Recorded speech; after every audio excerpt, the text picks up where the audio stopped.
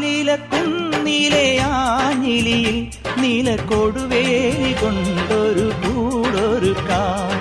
മാനത്തെ മാരിവിൽ ചില്ലയൊന്നിൽ തമ്മിൽ പുണർന്നാടുവാൻ ഞാനൊരു എലിടാം. തിളതിളങ്ങുന്നൊരിള നിലാവിന്റെ കസവും ചൂടിക്കാം. പുഴയിൽ വീഴുന്ന പുലരിമഞ്ഞിന്റെ കുളിരും നേദിക്കാം. മനസ്സിലെ മരതകമണികളിൽ ഉണരുമൊരരിയ മധുരമണിയാ.